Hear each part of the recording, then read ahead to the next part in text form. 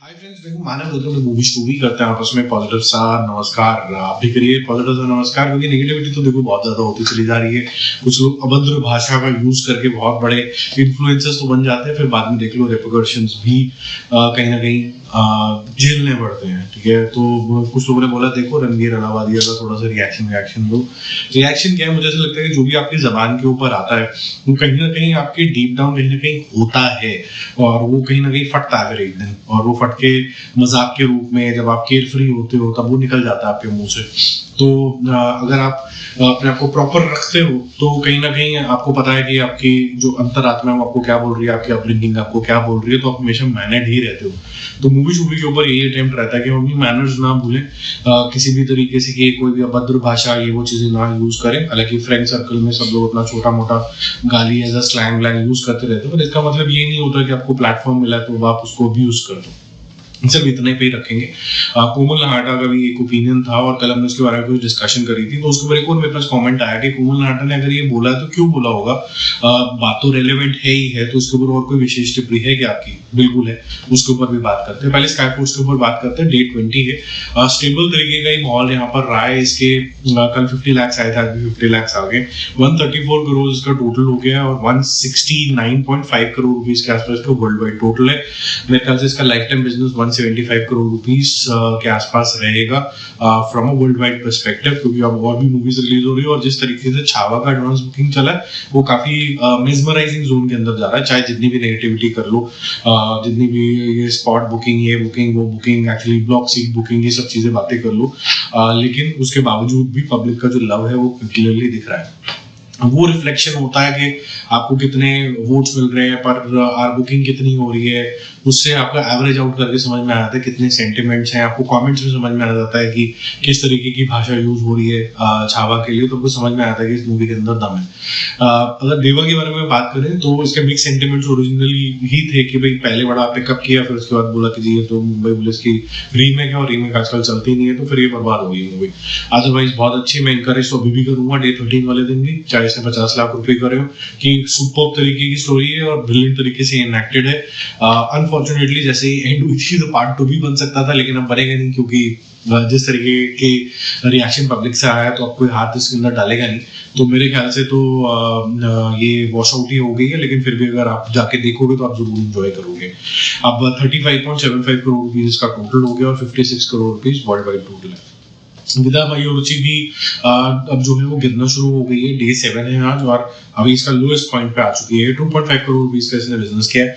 2.5 crore rupees का business का मतलब 7 दिन के अंदर ही आदित्य कि अगर कोई अजित की अगर कोई मूवी आती है तो आप समझ सकते हैं कि लोगों को ज्यादा समझ में नहीं आ रही है, लेकिन एक्साइटमेंट के तौर पे क्योंकि वो इतने बड़े स्टार हैं, पब्लिक गई जरूर है, तो 71.5 करोड़ रुपीज इसका टोटल हो जाता है। इंडिया में कल 69 था तो 2.5 करोड़ रुपए ऐड हुए 2.5, और वर्ल्ड वाइड जो टोटल है वो लगभग 121 करोड़ रुपीज 122 करोड़ रुपीज के आसपास हो गया।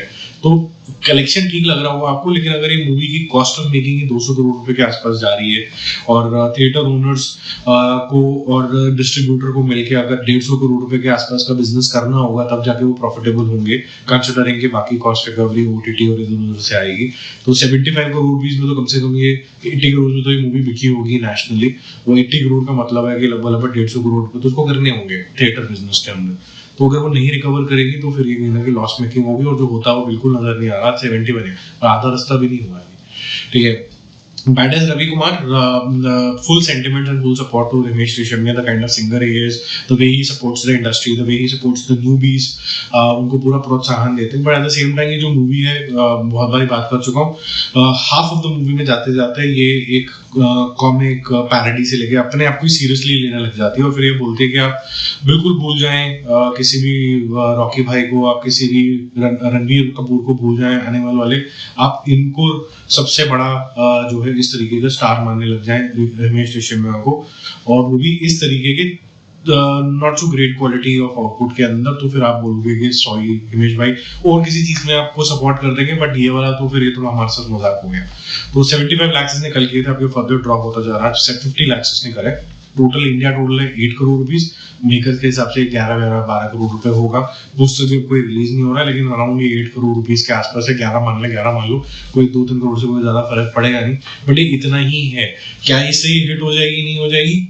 देखो, इसको समझने की कोशिश करो। ये 20-25 करोड़ रुपए की तो पिक्चर बनी है, मेकर्स ने प्रॉफिटेबिलिटी कर ली है। I think if I am not wrong, if I remember correctly, क्योंकि मैंने बहुत टाइम पहले इसका बिजनेस एनालिसिस किया था, कहीं ना कहीं ये पिक्चर 15 करोड़ रुपए, if I am not wrong, के आसपास डिस्ट्रीब्यूटर ने खरीदी थी। तो 15 करोड़ रुपए का मतलब है कि इसको फिर भी कहीं ना कहीं 25 करोड़ रुपए के आसपास बिजनेस करना होगा। थिएटर बिजनेस 25 करोड़ रुपए तो होते हुए नजर नहीं आ रहा है, तो ये लॉस मेकिंग प्रोपोजिशन ही होने वाला है। ठीक है, अनफॉर्चुनेटली लव यापा भी लॉस मेकिंग प्रोपोजिशन होगा। 60-65 करोड़ रुपीस की इसकी लागत है, तो मामला पहुंचा है सिर्फ 10% पे। 6.5 करोड़ रुपीस इसका टोटल हुआ है, 50 लाख का बिजनेस किया है। हालांकि ये मूवी मेरी समझ के हिसाब से हर एक का अपना अपना मानना होता है, हर एक का अपना अपना जजमेंट होता है। With all due respect to everybody, this movie deserves at least a fair chance at the box office.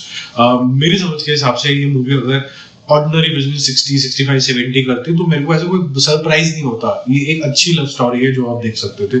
तो और जो माहौल है अभी, जैसे 14 फेब वाला, अभी वैलेंटाइंस वीक वाला, ये चलनी चाहिए थी। ना चलने का कारण वही रीमेक की जब तोहमत लग जाती है तो अच्छे से अच्छी चीज नहीं चलती है।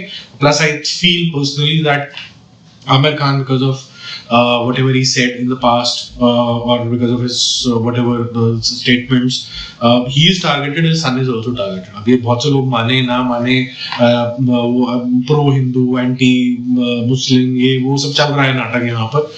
एक मूवी के अंदर हम बोलते हैं जुनैद ने बहुत अच्छा एक एक्टिंग करी है, उसने बहुत अच्छा एक बेंचमार्क रखा है कि जरूरी नहीं कमर्शियली आपको आना है। महाराज में देखो कितनी अच्छी एक्टिंग ओरिएंटेशन के साथ एक सामाजिक स्टोरी उसने लेके आया। और दूसरी साइड हम बोलते हैं कि तो एक्टिंग ही नहीं है, तो पापा की उम्र का लग रहा है, कहीं से भी नहीं लग रहा, but he is looking younger than what he looked in Maharaj. So he's just tall, and tall people have a certain kind of a persona. Everybody standing in front of them would look small. So बेटा बाप बच्चा ये सब complicate के comments है। तो I love the love यापा, if given a chance I will watch it again. मुझे तो बहुत अच्छी लगी।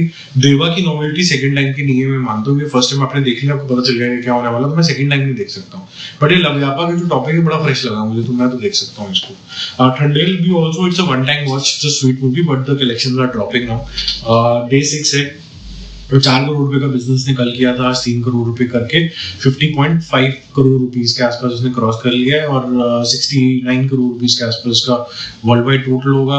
क्या ये प्रॉफिटेबल होगी? लग रहा था कि बहुत तेजी से भागेगी, मुझे नहीं पता इसकी कॉस्ट ऑफ मेकिंग क्या है, इसका मैंने अभी तक किया नहीं है बिजनेस एनालिसिस। तो थंडेल और लेट्स से विक्रम एंड रुचि का दोनों को मैं एक साथ ही कल करता हूँ। इसको देखते हैं कि किस टाइम पे प्रॉफिटेबल होंगी या कितनी बड़ी फ्लॉप होंगी या क्या लॉसेज होंगे, ये सब देखते हैं।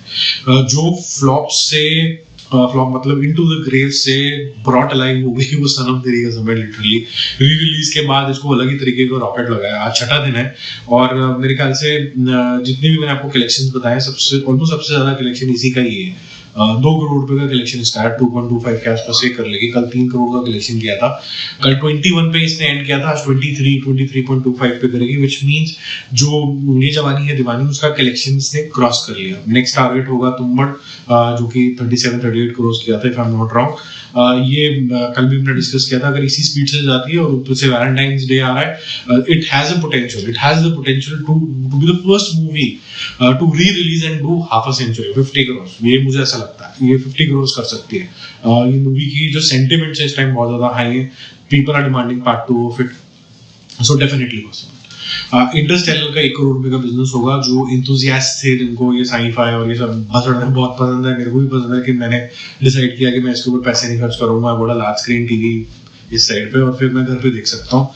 तो मैं जब घर पे देख सकता हूँ तो फिर मैं वहां जाके नहीं देखूंगा, अपना थिएटर होम थिएटर लगा के इसको दोबारा एंजॉय कर दूंगा। और to be very honest first time में मुझे भी समझ में नहीं आई थी, उसके बाद आई गेव अप बोली कि यार क्या करना। 2013-14 में कभी आई थी पिक्चर ये, उसके बाद आई गेव अप बोली कि यार छोड़ो, भी ज्यादा समझ में नहीं आ रही, दोबारा देखेंगे। ब्रॉडली कॉन्सेप्ट समझ में आ रहा था टाइम ट्रैवल का, कि how people do not age because of the time difference, जितना समझ में आया था। तो उसके बच्चे जो है वो एज हो रहे हैं, ये एज नहीं हो रहा, उन्हीं की एज का रह जाता है। उस तरीके की बातें मुझे ब्रॉडली समझ में आती है from a scientific perspective, but proper movie याद नहीं है और क्या क्या कॉन्सेप्ट यूज हुए थे scientifically, maybe I did not pay attention to it. अब मैं इसको अटेंशन पे करके कभी ना कभी सैटरडे संडे में आपके साथ रिव्यू करूंगा। 1 करोड़ करके 16 करोड़ इंडिया में कर लेती है। अब चलते जो आगे मूवी आने वाली है छावा का क्या होने वाला है, तो पहले थोड़ा सा रिवीजन कर लेते हैं। 5.6 करोड़ जिसने कल तक किया था एडवांस बुकिंग के अंदर, जिसमें कोमल नाहटा साहब आए, उन्होंने बोला हाय हाय हाय राम, ये तो उन्होंने एडवांस बुकिंग के अंदर भी बहुत कुछ कर दिया। फिर उन्होंने 2 लाख टिकटों का एक पोस्टर भी निकाला, 3 लाख टिकटों का पोस्टर भी निकाला। फिर उसके बाद इन्होंने एक विकी कौशल के साथ इवेंट भी करा जहां पर पहले से लिखा था हमने 3 लाख टिकटें बिक दी।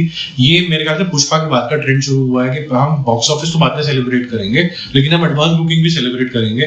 क्या ये गलत है क्या नहीं है, ये सही है? मैं बोलूंगा कि जब आपके सिनेरियोज बहुत ज्यादा एक्स्ट्रा कॉम्पिटिटिव हो जाते हैं, आपकी मूवीज कोई नहीं देखने जा रहा है, आपको ल्योर करने के लिए बहुत जद्दोजहद करने पड़ते हैं, then you have to think differently. If people are getting sentimental about your content, they will come and watch. The other way around is that you throw certain numbers at them, and numbers always lure.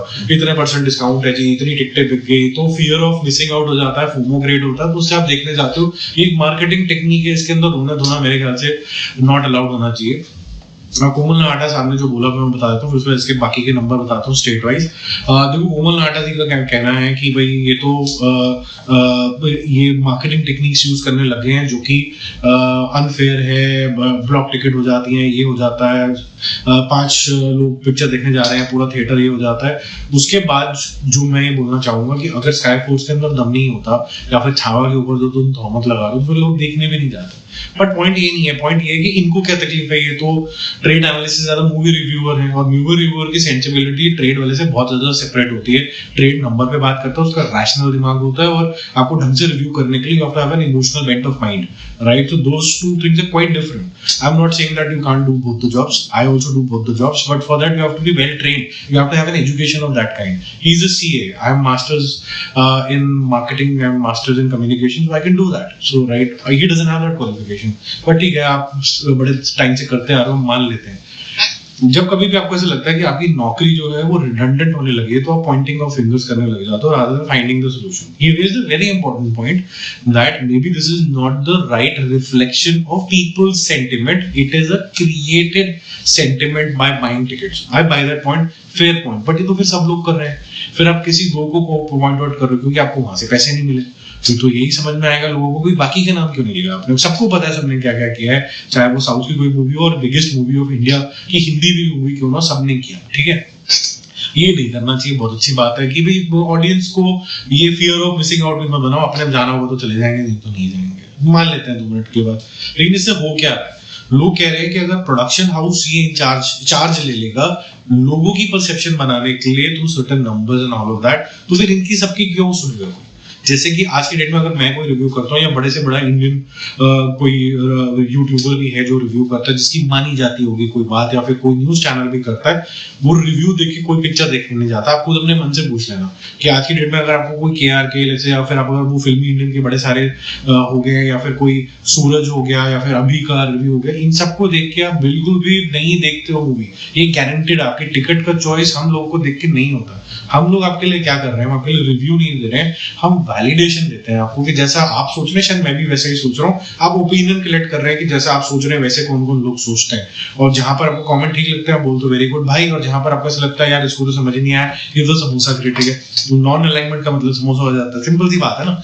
तो ये जो review का आज का matter हो चुका है, review का मतलब आजकल सिंपल सा भाई कि it is a validation of your own thought, it is not to understand whether Manav or any other YouTuber believes in the movie in a certain manner and therefore I will decide to buy my ticket or not. हम ticket नहीं influence करते हैं, ये गलत फहमी है। तो इसी वजह से कोमल नाहटा को इनसिक्योरिटी होगी कि मेरा जो इन्फ्लुएंस करने का जो पहले हुआ करता था फिल्म क्रिटिक्स का, वो तो कितना कम रह गया। तो अब कम रह गया है, लोगों को गिमिक भी लगने लग गई है, समोसा एज अ टर्म भी आ गया है, खरीदे बेचे भी जाते हैं, सब एक्सपोज हो गया है। तो अगर प्रोडक्शन हाउस डायरेक्ट कंट्रोल ले लेगा तो हमें कौन पूछेगा? और यूट्यूबर्स भी इतने सारे हो गए, वो भी सेम इन्फॉर्मेशन दे रहे हैं, तो मैं अलग क्या कर रहा हूँ? तो फिर मैं एक्सपोज यूज करूंगा एज अ चीज। मैंने बहुत बड़ी बात एक्सपोज कर दी है, और ये चंगू मंगू को भी पता है यार कि लोग टिकटें खरीदते हैं, परसेप्शन बनाते हैं। कोई भी अगर गाड़ी होती है तो गाड़ी की बुकिंग में पहले लिख दिया जाता है कि भाई स्टॉक के अंदर है, लेकिन यार 1 महीने तक देना मत गाड़ी, क्योंकि लगना चाहिए कि भाई वेट हो रही है। तो ब्लैक मार्केट थोड़ी सी होनी चाहिए, तभी परसेप्शन बनेगी। हर बंदा करता है, मतलब डोंट वी कॉल रोटी और रोटी ना, चोची तो कोई भी नहीं बोलता है। माँ बाप से भी सुना होगा आपने। चलो आगे चलते हैं। तो जो इसका छावा का था 5.6 करोड़ रुपीस का इसका एडवांस बुकिंग हुआ था कल तक। आज ये लगभग 7 करोड़ रुपीस के आसपास टच कर गया, which is very good. Block tickets जो है यानी कि यहाँ पर 7.5 करोड़ सॉरी, और 9 करोड़ रुपीस के आसपास इसका ब्लॉक टिकट्स का तामझाम हो गया, विच मीन्स के इसने लगभग 3 लाख टिकटें 3.25 लाख टिकटें बेचनी है। बहुत अच्छी बात है। जो मुंबई है वहां से इसका करीबन 5.5 करोड़ रुपीस का बिजनेस है। मुंबई मतलब महाराष्ट्र एट लार्ज। महाराष्ट्र में इतना कलेक्शन इसीलिए आ रहा है क्योंकि संभाजी महाराज, छत्रपति संभाजी महाराज की कहानी वहां से उत्पन्न हुई है, जो देश के लिए बहुत ज्यादा इंपॉर्टेंट थी। अब जिन लोगों ने कहानी नहीं पढ़ी है वो सिर्फ ये सोच रहे हैं कि मुगल वर्सेस मराठा थी, बट ये लड़ाई बहुत सिग्निफिकेंट थी ताकि ये जो औरंगजेब के अत्याचार हैं बाकी दुनिया तक ना फैल जाए। काफी हद तक कंट्रोल करके रखा। जैसे सिखिज्म में हम बोलते हैं कि उनके इंपॉर्टेंट कंट्रीब्यूशन है, जब मराठा का यहाँ पर कंट्रीब्यूशन है वहां पर हमें उसको सम्मानित करना चाहिए। अब नेक्स्ट बेस्ट क्या था मैं वो भी ऑब्जर्व कर रहा था। तो दिल्ली, बैंगलोर और हैदराबाद, ये 3 जगहों के अंदर लगभग 45 से 50 लाख रुपए आज रात तक टच कर जाएगा इंडिविजुअल बुकिंग। मतलब नेक्स्ट बेस्ट में इतना दूरी है, मतलब ये बताने की मैं बात कर रहा हूँ। और उसके बाद फिर 13-14 लाख रुपए की एवरेजेस बाकी स्टेट सिटीज के अंदर चल रही है। एवरेज कॉस्ट जो है इसका वो 265 ही चल रहा है, ठीक ठाक के आसपास चल रहा है। इसकी जो कॉस्ट है, मेकिंग कॉस्ट है, वो 130 ऑड करोड़ है, जिसका मतलब है कि हमारी एक्सपेक्टेशन तो यही होगी आइकॉनिक पिक्चर जो है 500 करोड़ करे, मजा आए, बड़ी पिक्चर हो। Maddock is emerging as a very good content house, तो बड़ा करे ताकि अच्छा कंटेंट हमारे पास आता रहे। अभी तक उन्होंने डिसअपॉइंट नहीं किया अपने कंटेंट से। इनफैक्ट जो बैड पीरियड था अक्षय कुमार का वो भी एंड हो गया। This was very nicely made. Sky force भी। तो मेरे को ऐसा लगता है कि ऐसे जो अच्छे प्रोडक्शन हाउसेस जो कुछ नया करना चाह रहे हैं उनको प्रोत्साहन मिलना चाहिए, ऐसे जबरदस्ती की तोहमत नहीं लगाना चाहिए उनके ऊपर। और अगर आपको तोहमत लगाना है तो सब पे लगाओ, फिर एक पॉलिसी लेके आओ, उसको पॉलिसी से सॉल्व करने की कोशिश करो, मुंह काला करने की कोशिश मत करो। क्योंकि जब पॉलिसी ही नहीं है, somebody is taking an advantage of it, तो आप फिर कैसे बोल सकते हो कि भाई एडवांटेज है? कोई लॉ ही नहीं है, तो लोग ने एक दूसरे को मार दिया, अब क्या करें? लॉ ही नहीं है, अब बोलो कि भाई आपको जेल में डाला जाएगा अगर ये करोगे तो वैसे होना चाहिए। तो you can't punish somebody who's playing smart. He is outsmarting you. That's the reason you are just jealous. I would say. ठीक है, तो ये पैन इंडिया मस्त रिलीज होगी। पेन इसको रिलीज करेगा, YRF जो है इंटरनेशनली रिलीज करेगा। मैं चाहूंगा कि मूवी बड़ी हो और इस तरीके की जो भी मूवी बनाए वो बड़ी हो, और जो इंडियन हीरोज हैं वो पूरे अच्छे तरीके से सम्मान पाए, मेरा ये मानना है। बाकी हम जल्दी मिलेंगे रिव्यूज और अपडेट के साथ। मैंने 3-4 दिन के अंदर कोई रिव्यू नहीं डाला है। मैंने बहुत सारा कंटेंट देखा है, तो आज भी शायद नहीं आएगा वो कंटेंट। अभी जब मैं शूट कर रहा हूँ तो लगभग 9:45 बज रहे हैं। 10 बजे तक शायद आपके पास ये वीडियो आएगा, और अभी तो शायद मैं शूट नहीं कर पाऊंगा बाकी का। लेकिन ट्राई ये रहेगा कि कल में मैंने जितना भी कंटेंट मिस करा उसको 4-4, 5-5 के बंच में समेट के आपके लिए जरूर पेश करेंगे।